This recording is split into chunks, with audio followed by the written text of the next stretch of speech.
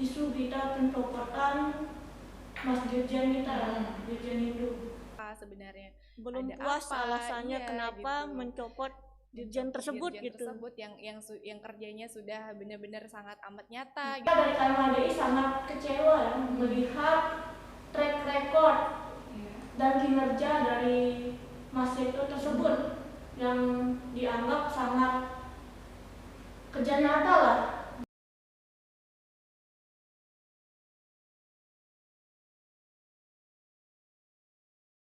Oke, Om Swastiastu. Om Swastiastu. Balik lagi di Epilogues Inside Hindu Podcast sama saya Raina di sini. Oke, jadi hari ini kita akan membahas salah satu tema yang lekat banget di anak muda gitu kan. Kita akan membahas tentang meneruskan estafet emas PCKM HDI Mataram bersama narasumber kita yang sangat luar biasa, yaitu ada Kak Ira di sini sebagai Ketua PCKM HDI Kota Mataram terpilih periode 2021 dan 2023. Om Swastiastu Kak Ira. Om Swastiastu. Gimana kabarnya? Sehat. Astagfirullah, sehat-sehat. Di tengah pandemi ini tetap harus sehat-sehat ya. Harus dong. Walaupun banyak kesibukan juga tetap harus sehat. Oke Kak Ira. Jadi Kak Ira kan baru kepilih ini kan di tanggal 12 Desember kemarin 2021 kemarin kan sebagai ketua KMHDI. Wah, ini tugasnya lumayan berat ya Kak. Gimana sih menurut Kak Ira? Kira-kira kenapa sih kok Kak Ira tuh bisa menjadi seorang ketua terpilih gitu? Menurut Kak Ira gimana dari sudut pandangnya Kak Ira melihat diri Kak Ira sendiri? Oke, terima kasih sebelumnya untuk host di acara podcast pada siang hari ini. Perkenalkan, saya Igusti Ira Prianti, bisa dipanggil Ira. Sekarang dipercaya menjadi Ketua Pimpinan Cabang Kesatuan Mahasiswa Hindu Dharma Indonesia, Kota Mataram.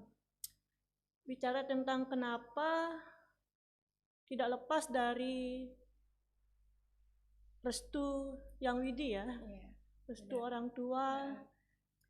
Sebelumnya saya mau tarik ke belakang, pertama-tama mengikuti KMHD ini berawal dari aktifnya saya mengikuti kegiatan organisasi di masa sekolah menengah atas SMA, ikut Dharma Bakti namanya, organisasi yang bernapaskan Hindu juga, tapi basisnya masih sekolah atau pelajar.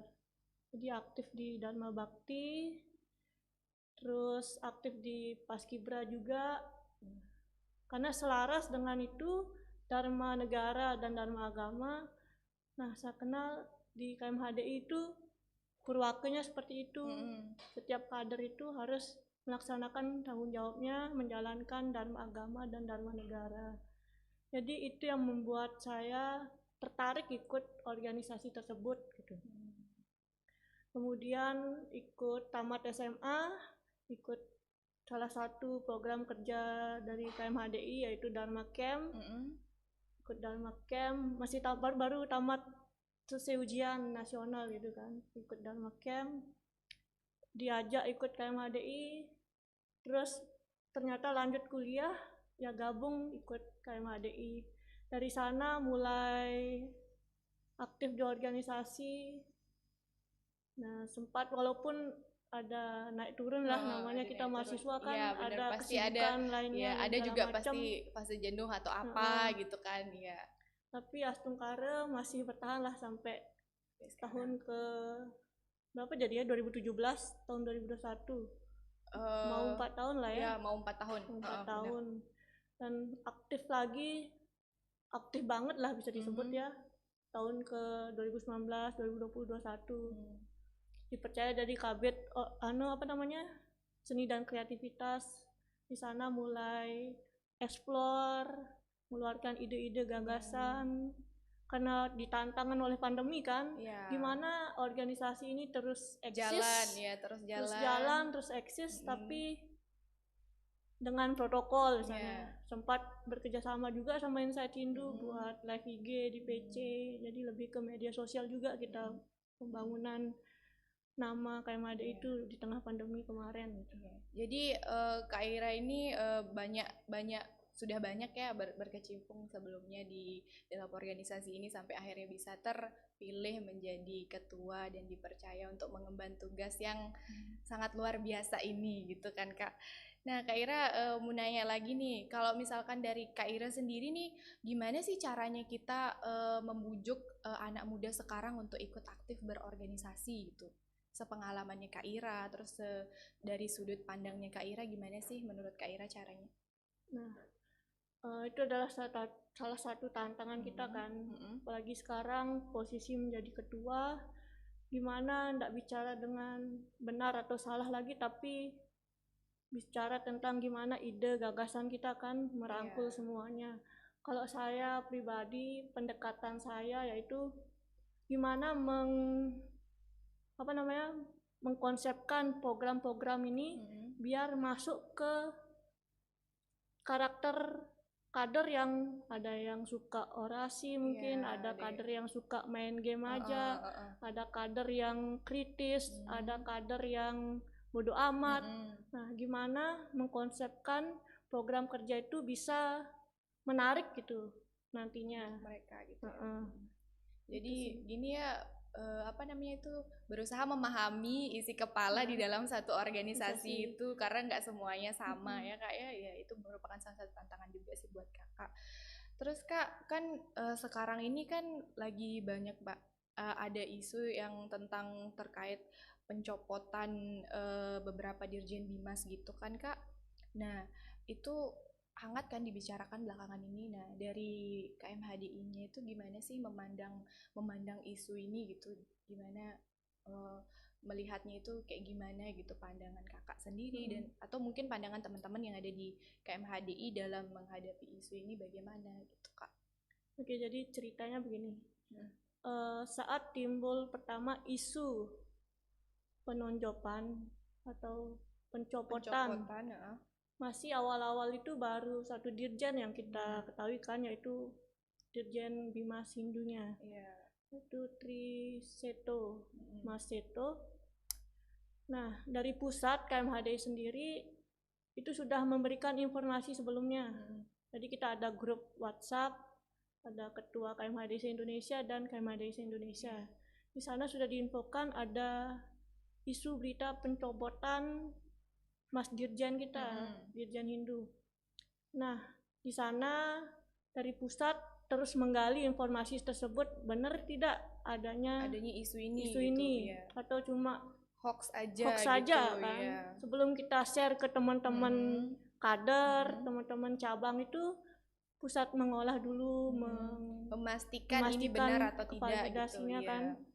Nah, hari Minggu mulai lebih hangat lagi gitu, sampai diinstruksikan kita buat Zoom meeting ketua KMHDI seluruh Indonesia, dibuatkan room Zoom, di sana diskusikan kronologi tentang isu tersebut.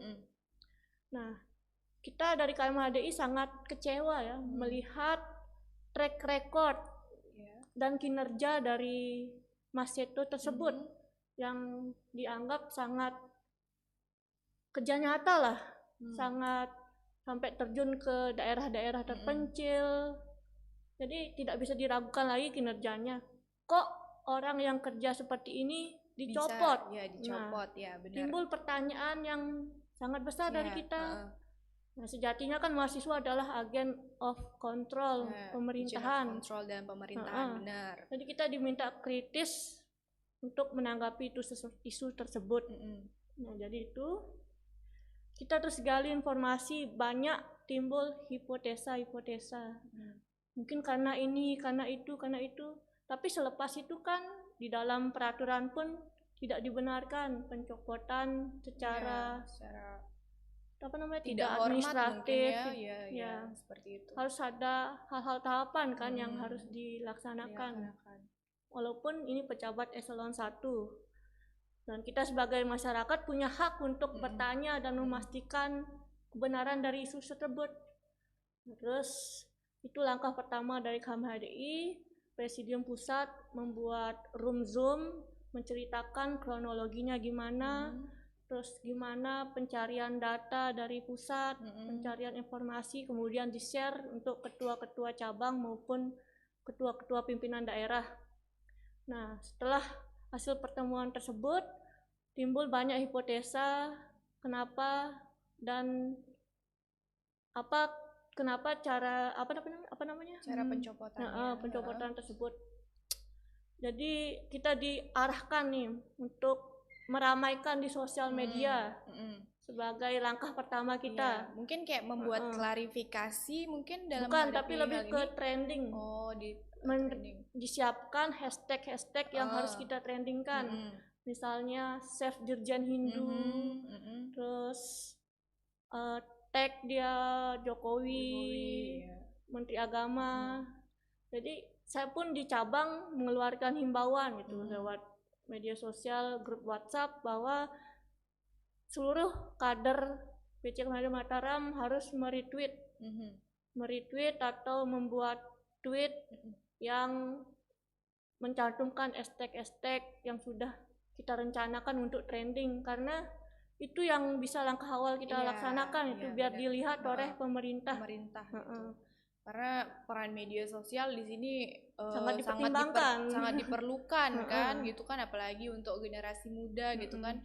Jadi memang benar kalau misalkan itu merupakan salah satu langkah awal yang menjadi salah satu cara untuk menghadapi hal ini sih. Iya sih, benar sih Kak, itu pasti juga dengan begitu juga pasti bakal cepat juga kan ditahu dan informasinya bakal cepat, oh ternyata begini nih gitu yang terjadi gitu kan Kak. Selain untuk meramaikan di Twitter, teman-teman kader dari seluruh Indonesia pun ada yang membuat meme kayak gitu. Meme, terus Menteri Agama untuk semua umat kan. Tapi kenapa untuk satu golongan misalnya kayak gitu. Ada seperti itulah meme-memenya. Meme terus yang video, agak kritis lah ya. Video-video. Terus reaksi dari masyarakat pun mendukung itu karena mereka menilai kinerja dirjen kita sudah bagus gitu. Sayang sekali jika dicopot. Benar. Menteri dirjen yang kayak gimana lagi yang mau dicari gitu. Yang kayak kerja nyata pun mau dicopot. Nah, itu dari pusat kan tindak-tindakannya. Kalau saya pribadi, nah saya saat mendengar isu tersebut langsung mengkontak teman-teman dari OKP, organisasi kepemudaan. Ada yang Kristen, Katolik, Buddha. Nah, itu saya tanyakan apakah sudah mendengar tidak isu yang ini lagi hangat ini gitu. Ternyata beberapa masih belum. Yang paling cepat tahu isu ini ya teman-teman KMADI. Jadi kita sharing informasi sama dia. Oh benar ya, ternyata. Oh ayo kita kawal terus, bantu ramaikan di Twitter. Kayak gitu sih tindak-tindakan yang baru kita laksanakan sambil menunggu apa sih info sebenarnya. Karena tanya kesana kemari pun masih belum valid. Sampai saat ini belum ada konfirmasi jelas terkait hal itu ya Kak. Terus untuk tanggapan sudah ada tanggapan mungkin dari pihak pusat atau gimana mungkin? Dari pusat KMHDI atau pusat Menteri Agamanya? Kan dari Menteri Agama mengeluarkan statement-statement seperti mutasi, penyegaran itu adalah hal yang biasa. Tapi ya timbul pertanyaan lagi, kan kita anggap ini udah bagus lah kinerjanya, sangat kita sayangkan sekali gitu. Belum selesai mungkin harapan-harapan program-program yang dia canangkan ini tapi sudah dipindah atau dicopot atau dinonjolkan.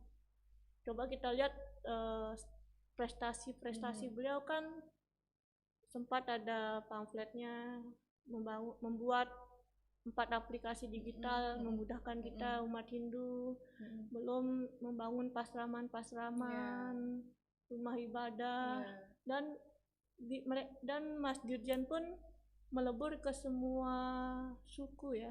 Maksudnya Hindu kan ada Hindu Karingan ya, Kejawen, Hindu Bali, dan dia merangkul semua, tidak membeda-bedakan lah ya. Beliau sudah bekerja dengan sangat amat maksimal lah untuk membantu umat kita gitu kan dalam berbagai hal gitu ya Kak ya, tapi sampai sekarang juga belum jelas latar belakang kenapa sebenarnya belum ada puas apa, alasannya kenapa gitu. mencopot dirjen tersebut Dirjen gitu. tersebut yang kerjanya sudah benar-benar sangat amat nyata gitu kan ya.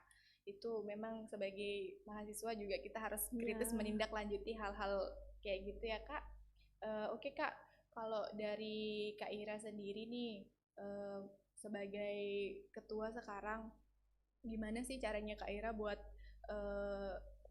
mengajak teman-teman di dalam organisasi KMHDI itu untuk bisa menyampaikan pendapat mereka secara kritis, karena ada kan Kak beberapa orang mungkin yang malu atau mungkin takut menyampaikan pendapat mereka gitu kan. Gimana sih caranya Kak Ira untuk mengajak mereka biar mereka bisa terbuka menyampaikan aspirasinya gitu tentang apa aja. Dari Kak Ira sendiri gimana caranya? Oke, karena waktu menjabat ini baru beberapa minggu ya. Dari 12 sekarang tanggal 24. Iya. Baru 12 hari. Iya, 12 hari benar. Jadi untuk langkah awal saya lebih ke grup WhatsApp, mengirimkan link-link statement-statement KMHD Pusat. Jadi KMHD Pusat Press Yoga pun sudah banyak masuk berita. Berita platform digital kayak detik.com, terus Tribun News, tentang mempertanyakan alasan pencopotan tersebut. Jadi saya lebih aktif mengirimkan informasi-informasi berita-berita online tersebut terkait isu pencopotan tersebut. Jadi kader bisa membacanya di sana. Terus ngirim indikasi-indikasi permasalahannya. Jadi lebih interaktif di media sosial, grup WhatsApp. Ya ada yang sekedar baca saja, ada yang menanggapi. Nah itu kan. Untuk selanjutnya, untuk menimbulkan rasa kritisnya kader, mungkin lebih ke individu dulu. Misalnya ketemu kader A, gimana tanggapanmu? Kayak santai-santai dulu. Ih, nggak tahu, saya nggak pernah baca berita. Oh, sedikit berbagi. Tuh dirjen kita dicopot loh, padahal kan sayang sekali kayak gitu. Masa gitu.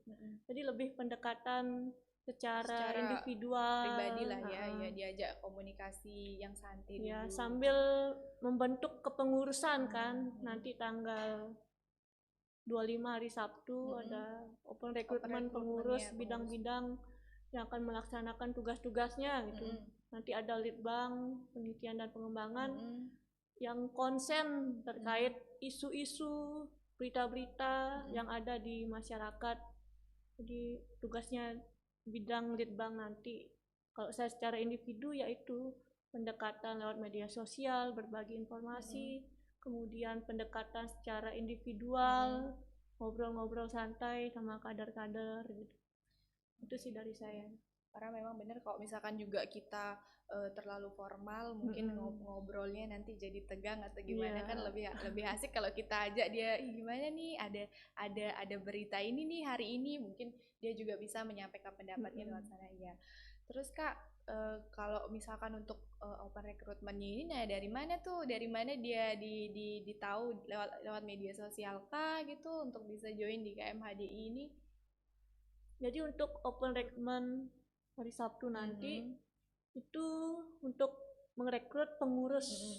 Jadi anggota yang sudah melaksanakan MPAB sudah resmi bergabung menjadi kader KMHDI.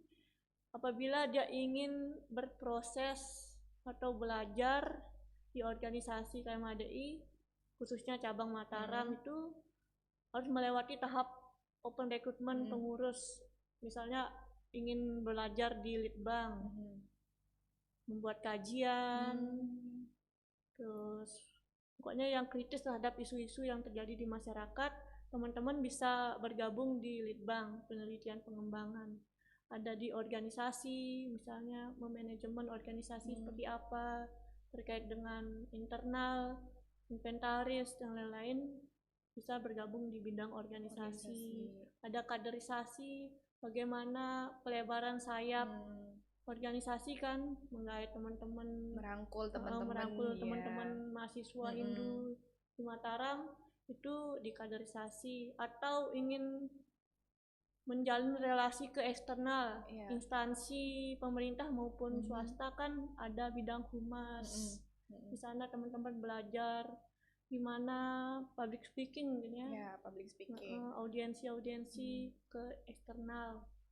Jadi ada humas dan teman-teman yang punya bakat seni, kreativitas dan olahraga, kita ada bidang skor ya. Oh, bidang skor. Seni, kreativitas dan olahraga. Jadi saya bisa disalurkan bakat-bakatnya ya. Di sana. Jadi itulah wadah-wadah yang kita siapkan untuk teman-teman belajar, berproses bersama di KMHDI gitu, sesuai dengan minatnya, keinginannya gitu. Untuk mendapatkan teman juga lebih banyak lagi lewat organisasi ini. Kenalan jodoh mungkin ya. Ya, bisa jadi Siapa ya. Kan nggak jauh-jauh kan kalau misalkan permasalahan jodoh itu kan karena ketemunya itu terus kan. Siapa tahu kan bisa cinlok tuh di sana. Banyak kan yang kejadian sama teman-teman kita juga. Oke Kak, mungkin sebelum kita akhiri, mungkin kita mau tanya dari Kak Ira pesan-pesan untuk generasi muda ini biar mereka mau ikut aktif berorganisasi dan mau menyampaikan aspirasinya ke masyarakat. Boleh mungkin Kak Ira kasih sedikit pesan-pesan. Oke, untuk saya pribadi, kita harus memanfaatkan masa muda, semangat, kesehatan kita untuk hal-hal yang positif tentunya dan bisa berguna lah untuk masyarakat, sekitar, dan diri kita sendiri tentunya. Benar. Jadi teman-teman, waktunya nih, selagi kita masih muda, masih banyak hal yang bisa perbuat. Masih banyak energi-energi kita yang bisa kita keluarkan daripada di rumah aja mungkin. Di rumah aja bisalah kita gunakan energi tersebut untuk membantu sesama, membantu umat. Itu sih untuk saya berkreasi, melakukan hal-hal yang positif ya, apalagi di tengah pandemi ini gitu kan. Ya mungkin sekarang sekian pembahasan kita di sini tentang meneruskan estafet emas BCKM HDI Kota Mataram bersama narasumber kita yang sangat luar biasa. Kak Ira, terima kasih banyak waktunya. Semoga dalam mengemban tugasnya lancar-lancar selalu, dipermudah segala urusannya, sehat-sehat selalu. Kita tutup dengan para mesanti. Om Santi Santi Santi Om.